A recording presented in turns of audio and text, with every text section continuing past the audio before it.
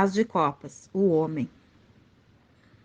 O homem era o princípio e o fim de copas. Copas representava a vida cotidiana.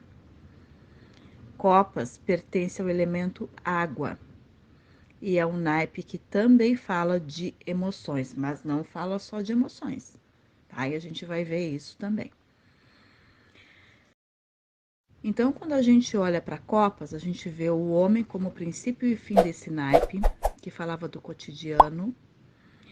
A gente tem na Carta das Estrelas a representação mais antiga era o batismo, porque era a entrada do homem para a vida cristã. Quando nascia, já era batizado.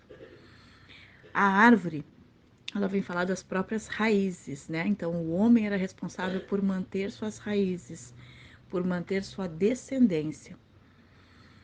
A lua, ela era uma representação da igreja. O cavaleiro, ele representava originalmente o domínio que o homem, as de copas, tinha que ter sobre os seus desejos e impulsos para se manter fiel, cachorro, aos princípios, à família, aos valores cristãos. A carta 24 tem o valete, que representa um jovem, e também é uma carta que, como o próprio emblema mostra, ela fala do coração. Então, o homem tinha que ter o seu coração puro e devotado à igreja, tá? A cegonha, ela é um bicho que tradicionalmente ela ampara os mais velhos. A cegonha sempre volta para o ninho para cuidar dos seus. Então aqui também tem muito da responsabilidade masculina. Embora na cegonha a gente também tenha a representação de uma mulher, que pode ser aí a esposa perfeita para o as de copas ou mesmo, né, a mãe. E a carta da casa, que traz um rei, então é o homem já maduro como dono de casa, como senhor da casa, né? E com todas as suas obrigações, responsabilidades, teve uma vida toda correta e no fim da vida está seguro. Quando a gente olha para espadas, a gente vê o universo feminino, a mulher como princípio e fim dessa historinha de espadas, dentro daquela sociedade. Então, a primeira carta é a torre. A torre, principalmente, é uma carta que falava de proteção e de resguardo. As mulheres tinham uma idade máxima para casar, que era 22 anos. Essa mulher aqui, carta 29, originalmente, ela representava uma moça de no máximo 22 anos. A torre era todo o cuidado, todo o resguardo que a família tinha que ter para proteger a mulher. A carta 27 representa a própria comunicação, né, que muitas coisas eram tratadas por cartas, né, e inclusive alguns casamentos. E também pode vir a representar aí alguns convites, né, que a mulher, quando adquiria a idade já de ser apresentada à sociedade, carta 20, o jardim, recebia, né, para ser vista, né. A carta 20, ela também fala das reuniões que as mulheres, depois de casadas, poderiam fazer, onde elas reuniam pessoas mais influentes, né? Pessoas cultas, influentes. A mulher, ela aprendia, ela não frequentava escola, né? Ela aprendia com pessoas mais influentes, pessoas mais cultas. Então, o jardim também representava essas reuniões. A carta 35, a âncora, é a segurança, a própria segurança que a mulher tinha que buscar para a vida dela, né? Uma estabilidade, uma segurança. A carta do navio representa, além de outros países e culturas, também as viagens e o próprio comércio, porque em espadas a gente está falando de burguesia, que era uma classe que ascendia na Europa. Copas a gente falou do clero, tá? Clero, vida cotidiana. Espadas era a burguesia, tá? Depois a gente tem a carta 13, que representa, que tem um jovem, né? Representa a criança, provavelmente filhos, né? Os filhos que a mulher tinha que dar aí para o marido, né? Para continuidade. A carta 9, que traz a rainha de espadas, vem falando do frescor e da beleza feminina. E também as mulheres eram sempre muito enfeitadas, né? Estavam sempre muito apresentáveis. É uma carta que fala de beleza, tá? E na carta 30, a gente tem a representação da maturidade, da virtude, e é uma carta que também representa a virgindade, que era uma coisa muito, digamos, valiosa. A mulher ser pura, tinha que ser pura, tanto falando da questão da virgindade, quanto ser pura realmente, né? Para o mundo, não ter tido contato com o mundo exterior. Quando a gente vai em ouros, a gente vê um naipe que fala do elemento terra. Então, em ouros, a gente vê a vida das pessoas mais abastadas, os que nasciam com maiores possibilidades financeiras e geralmente donos, né, de grandes extensões de terra. O as de ouros, que representa o sol, aqui ele tem tradicionalmente duas representações. Era o sol, realmente, né? O brilho que essas pessoas tinham, a abundância, a riqueza.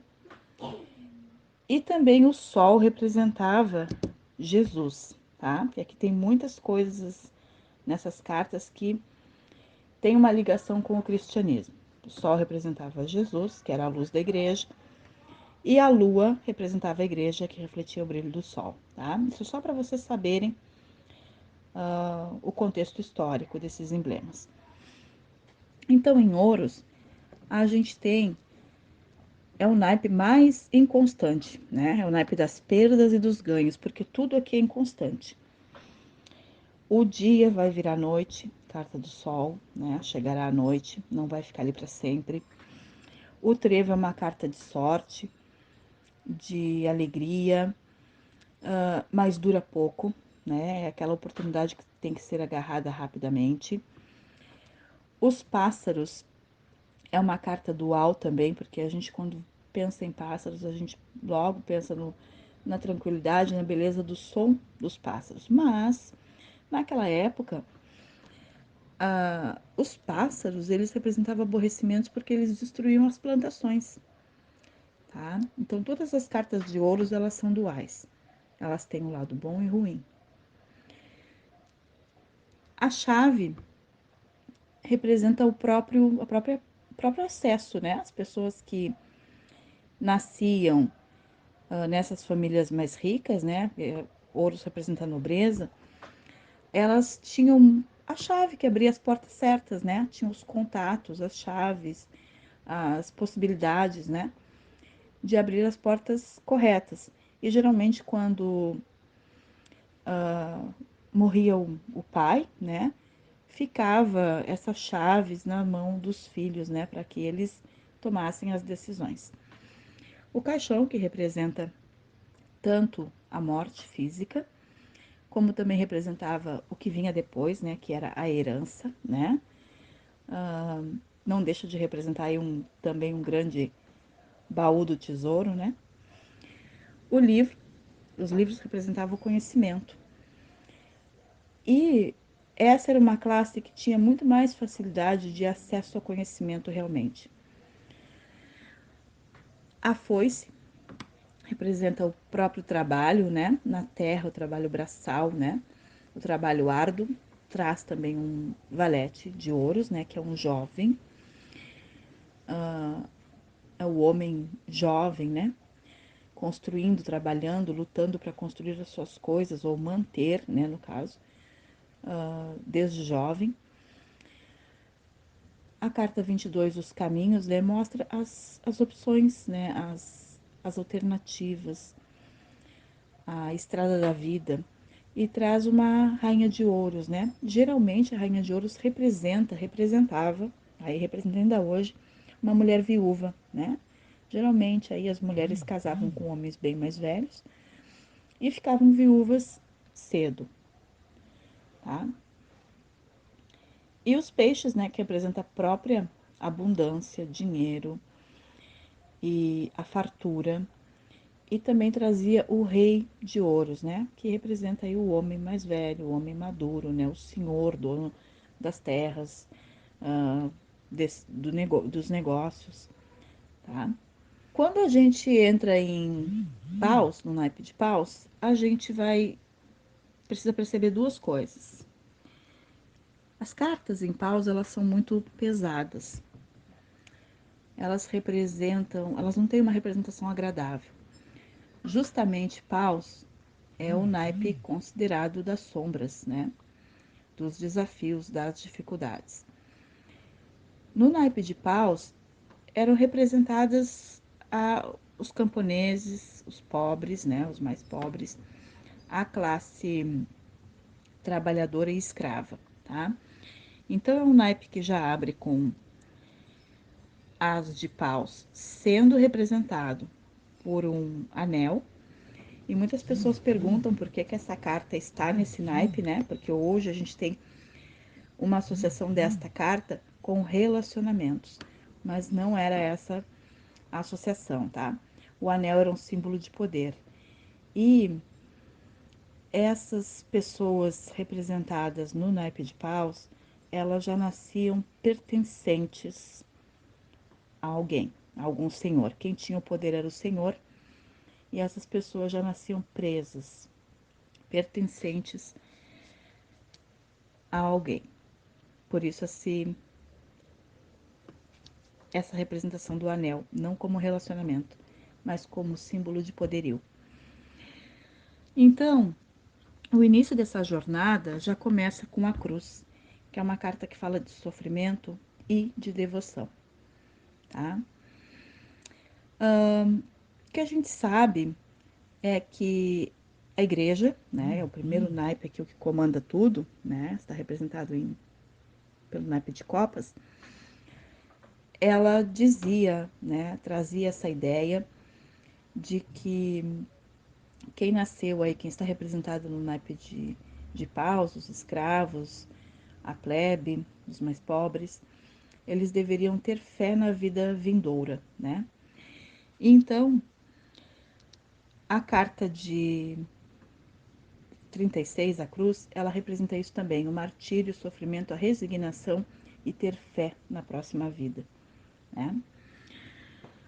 O rato representa roubo, era uma carta que tradicionalmente representava a gula. A gente tem aqui, nas cartas de paus, a representação dos 7 pecados capitais.